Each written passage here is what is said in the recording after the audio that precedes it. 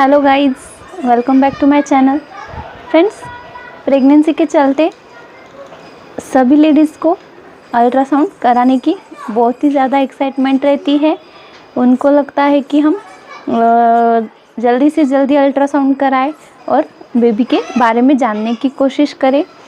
लेकिन कुछ अभी भी ऐसे लेडीज़ है जिनको लगता है कि अल्ट्रासाउंड बिल्कुल भी नहीं करना चाहिए, या फिर अल्ट्रासाउंड हम नहीं करेंगे तो भी कोई बात नहीं, चल जाएगा। लेकिन देखिए, ऐसी बात नहीं है।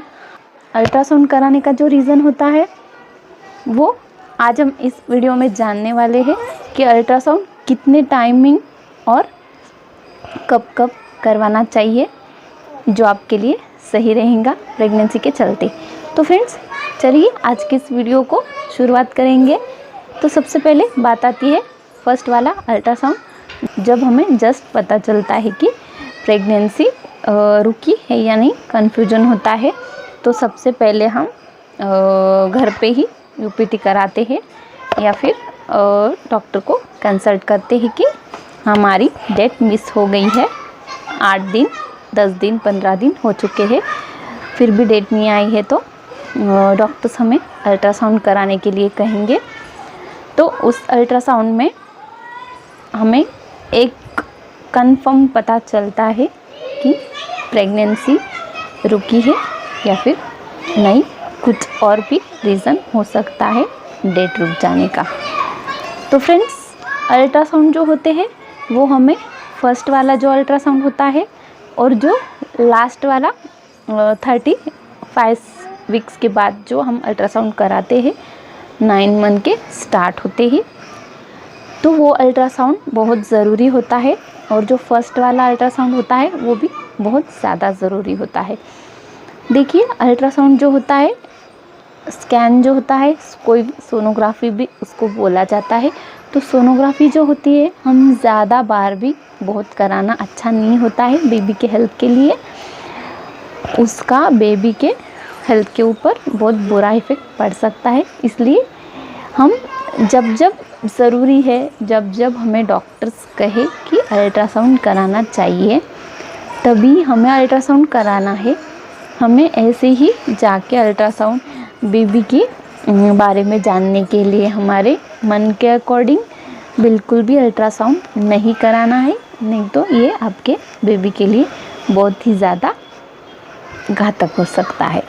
तो फ्रेंड्स, पहला वाला जो अल्ट्रासाउंड होता है उसमें हमें एक्चुअली प्रेगनेंसी कहाँ पे रुकी है, कैसी है, हेल्दी है या नहीं, ये सब इन सब बातों के बारे में पता चलता है।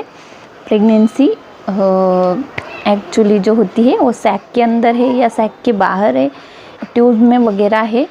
जब प्रेगनेंसी ट्यूब में होती है तो वो हमें बिल्कुल, हम उसको आगे कंटिन्यू नहीं कर सकते, नहीं तो हमारे जान को खतरा हो सकता है।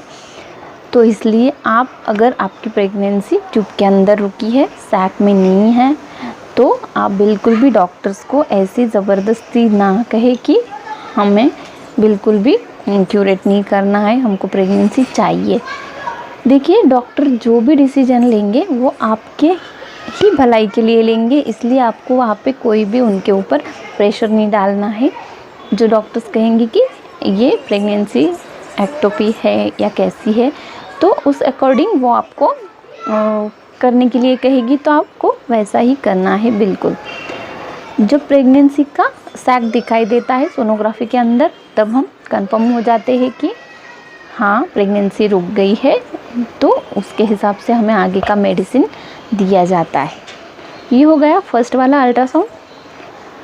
और जो लास्ट वाला अल्ट्रासाउंड होता है, वो अल्ट्रासाउंड इसलिए किया जाता है कि बेबी अब हेड डाउन कर चुका है या नहीं, या फिर आपकी बॉडी डिलीवरी के लिए रिकवर है या नहीं, या फिर आपकी क्या पोजीशन है, बेबी की क्या पोजीशन है, बेबी पूरी तरह से रेडी है या नहीं बाहर आने के लिए, और आपके बॉडी पार्ट्स भी कैसे है, नॉर्मल है या कुछ उसमें कन्फ्यूजन तो नहीं है। इसलिए आपकी लास्ट अल्ट्रासाउंड की जाती है।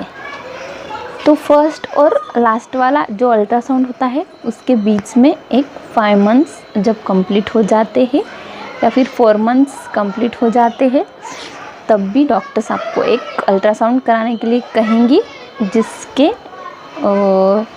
सोनोग्राफी में आपको बेबी का पूरा जो बॉडी होता है, स्पाइन वगैरह, ईयर्स, आइज़, नोज़, सब, हैंड्स वगैरह, या फिर बेबी कोई हैंडीकैप वगैरह तो नहीं है, उसको जेनेटिक कुछ प्रॉब्लम तो नहीं है, ये सब वो जो बीच वाला अल्ट्रासाउंड होता है उसके अंदर हमें सब बातों का पता चलता है।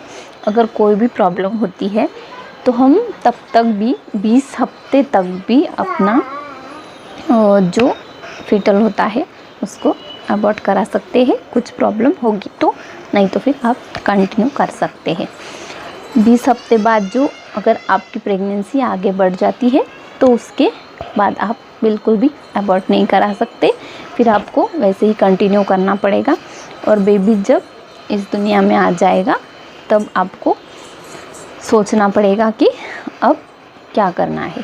तो इसके लिए जो बीच वाला अल्ट्रासाउंड होता है जो 20 हफ्ते तक किया जाता है, 3, 4 या 5 महीने के अंदर ही किया जाता है, तो वो भी कराना बहुत ज़रूरी होता है।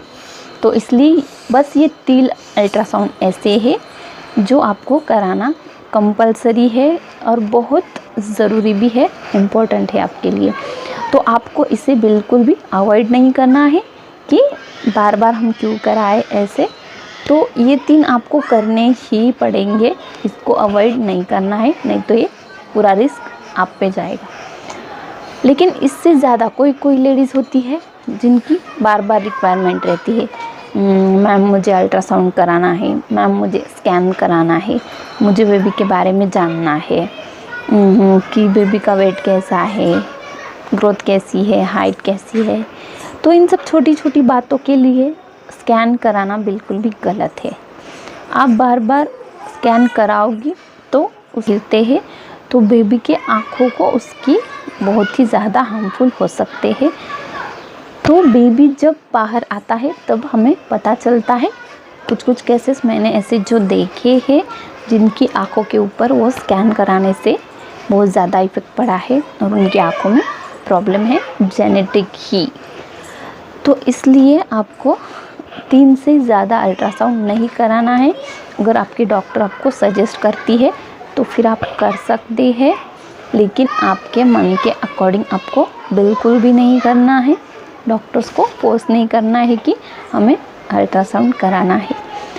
तो ये हो गई अल्ट्रासाउंड कितनी बार किया जा सकता है और कौन से अल्ट्रासाउंड में क्या क्या बताया जा सकता है, इस बारे में इंफॉर्मेशन। तो आई होप कि आपको समझ आ गई होगी।